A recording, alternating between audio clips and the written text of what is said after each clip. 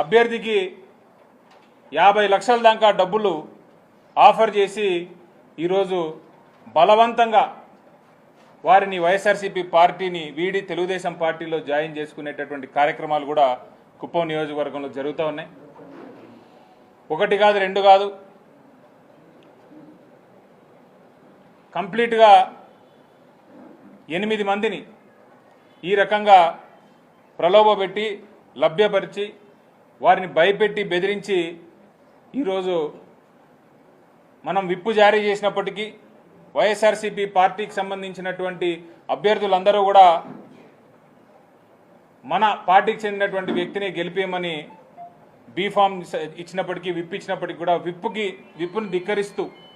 ఈరోజు 8 మంది అభ్యర్థులు మనకు అగెన్స్ట్గా ఓటు వేయడం జరిగింది.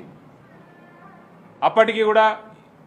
ఎన్ని రకాలుగా ఇబ్బంది పెట్టినా కూడా నిజంగా ఈరోజు వైఎస్ఆర్సీపీ పార్టీకి సంబంధించినటువంటి 9 మంది కౌన్సిలర్లు